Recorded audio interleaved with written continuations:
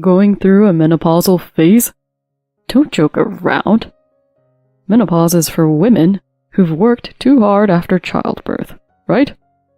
It doesn't concern useless infertile women like you who didn't even bear any children. It's frustrating, but I don't even feel like arguing. I have a terrible headache. Are we done talking? I want to go to the hospital quickly. What's with that attitude? Do you even realize your place? It's okay to divorce someone useless like you. My thoughts momentarily froze. What did this person just say? Divorce? Divorce, you say? I refuse to continue living in this house, breaking down physically and mentally like this. If he doesn't understand his place, he better figure it out. My name is Abigail, and I'm a 51-year-old part-time housewife.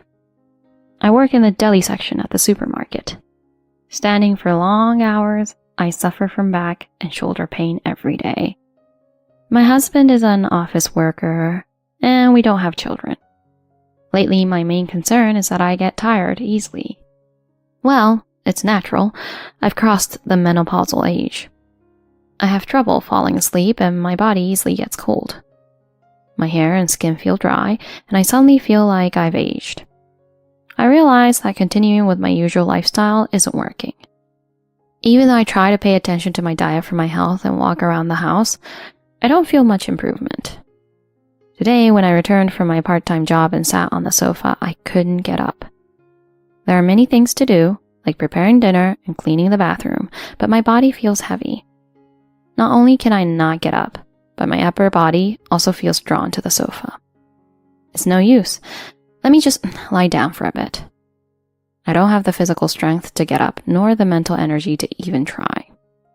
Just a little bit. Hey, Abigail, what are you doing? I woke up to my husband's voice. I haven't been able to sleep well at night, so I ended up dozing off. Oh, welcome home. Sleeping without preparing dinner? How privileged you are. Was I really sleeping that much? I hurriedly got up and checked the clock. It seems like I slept for about 15 minutes. I'm sorry. Lately I've been feeling sluggish. I don't want to hear excuses. All right, I'll get ready right away. It felt like it was just a brief nap, but I didn't mention it. I try not to argue back because my husband persistently complains about things he doesn't like and even brings up past issues, which is bothersome, so I avoid responding. What's for dinner today? Fish. You're a fan of the sweet vinegar sauce, aren't you? Huh? My husband makes a displeased face. Today it's meat. Just meat. But we had meat yesterday too, and you were the one eating out. Shut up. When I say it's meat, it's meat. I sighed, even though I bought fresh fish with care. Well, at least I haven't cooked it yet. My husband is so stubborn about his opinions. Honestly, his selfishness is just exasperating. Maybe things would have been different if we had children. But it's pointless to dwell on that now. Dragging my heavy body, I made my way to the kitchen and start preparing dinner. Looking back, where did I go wrong? Even after several years of marriage, we still couldn't have children. When I mentioned considering infertility treatment to my husband, Hospital? I'm not going. It's your fault, so go by yourself. It's not certain that the problem lies with me. So it's my fault then?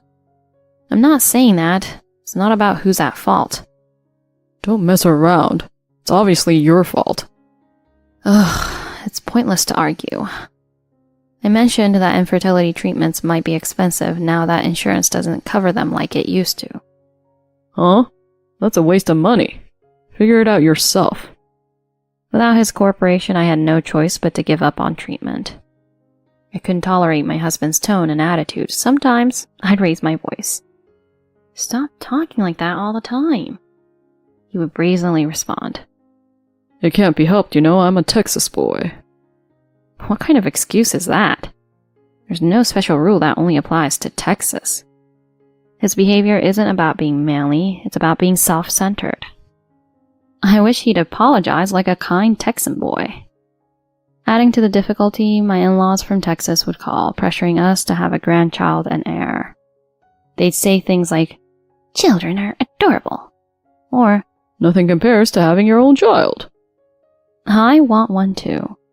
So I'm making efforts like being careful with meals and timing, but my husband isn't willing to cooperate. Nevertheless, I worked hard, hoping that if we had a child, my husband's attitude would change. However, as I was left with unfinished meals and rejected when inviting him at night, I began to feel empty and desperate. I've decided to give up. This person probably won't change. There's no way a husband who does no housework will help with childcare.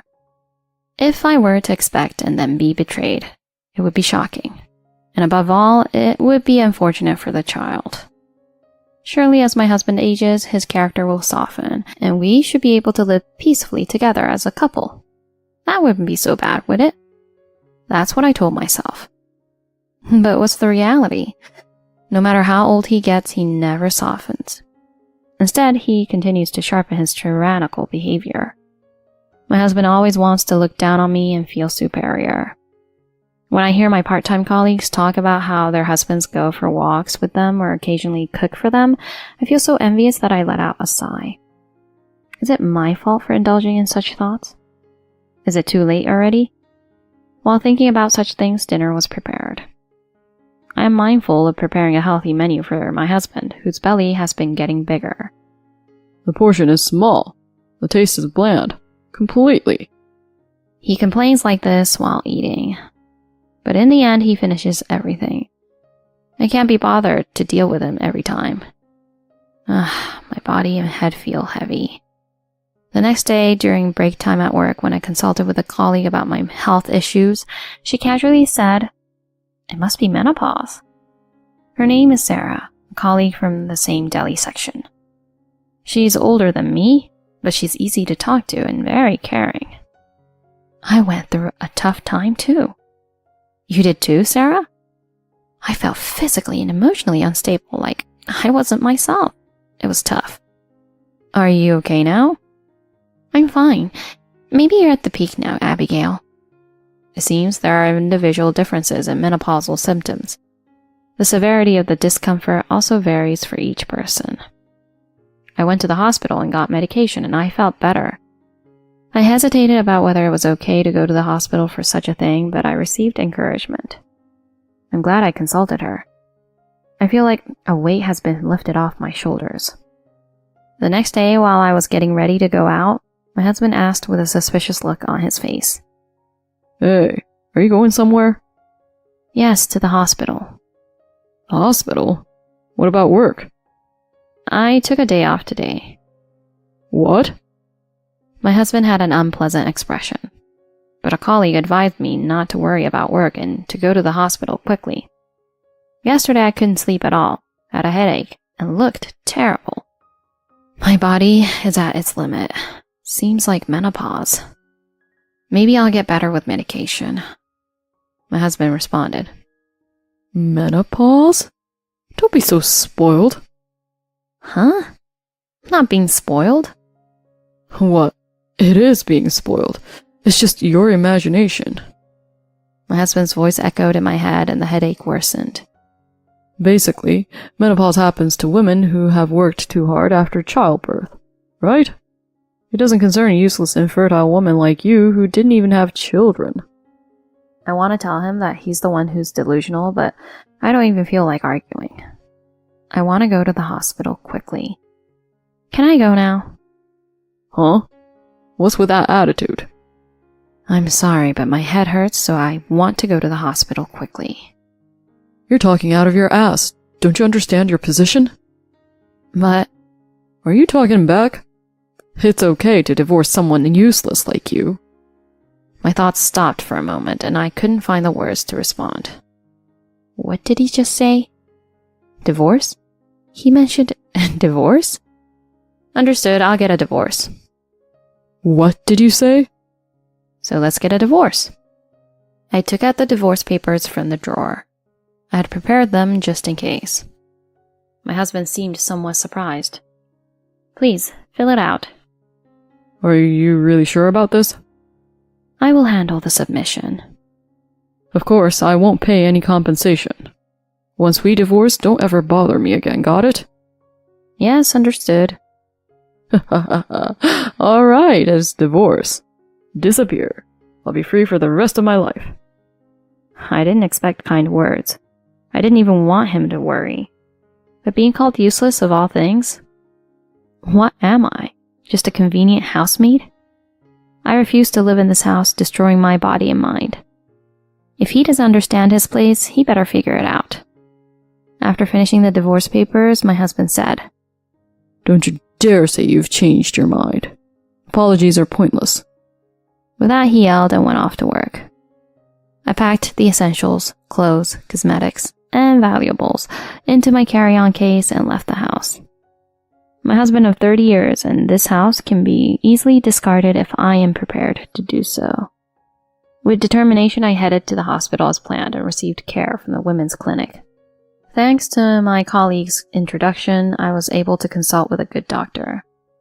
I knew there was no miracle cure for menopausal symptoms. First, I was prescribed lifestyle improvements and herbal medicine. I felt a little relieved. Now, what should I do next? First, I need to figure out where to sleep tonight. Once I felt reassured, I realized I was hungry. I don't need to prioritize my husband and decide on a menu anymore. I don't need to do housework while watching my husband's mood when I return home. At that moment, my colleague called me on the phone. Hello? Hello, Abigail? How's the hospital I recommended? It was really good.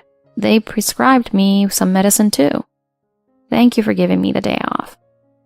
Don't worry about it. By the way, I divorced and left home. Huh? She was surprised when she heard, but quickly understood the situation. Good job, you did great. Upon hearing that, I felt like crying. If you haven't decided where to stay yet, you can come to my house. It may be crowded with my son and his wife. She invited me. Thank you, but I'll be fine. Really? If anything happens, or even if nothing does, come anytime. I'll be waiting. Having such a kind colleague, I felt blessed. Let's just appreciate the sentiment. Actually, there's something I've wanted to do for a long time. For 30 years since marriage, I've been cooking meals for my husband who can't do any household chores at all. So something that I've never been able to do, not even once. That's dining out alone. I checked into the business hotel I had in mind. I bought a bag full of groceries at the convenience store for dinner. I indulged myself extravagantly, assembling a full-course feast with a sandwich, salad, sweets, and even beer. For me, it was an outrageous extravagance. I was able to stretch my legs and relax in a large bathroom. My husband dislikes traveling, so it was difficult for us to bathe anywhere other than at home. I was lying on my beautiful bed made by someone who wasn't me when I received a series of messages from my husband. You'll regret it. If you're going to apologize, do it quickly. Someone like you can't live alone. Upon seeing the messages, I laughed out loud. I'm sure you're happy that useless person is gone as you wished. I didn't respond and set his emails and calls to block. It feels like I've gotten back at him. I feel like I'll be able to sleep comfortably after a long time. I think the medication played a part, but I was able to sleep peacefully without being awakened by snoring. The next day, things got busy. Now that my physical and mental strength have returned, I first used the savings I have been putting away each month for retirement to rent an apartment. I make contracts in my own name and buy things I choose. It's a small apartment, but it's a place where no one complains. My heart swells with excitement for the new life. Of course, I'm continuing to work as well. I thought you were a different person, Abigail. My colleague remarked in surprise. You look younger. You seem so lively. Did you change medication? That's part of it, but I'm also living separately from my husband and feeling alive. I should have done this sooner. I was enjoying every day. It might sound heartless, but I hardly thought about my ex-husband. About a month had passed and I had started to get used to apartment living. As I was finishing work and about to head home, a disheveled man approached me. Suspicious, I realized it was my ex-husband.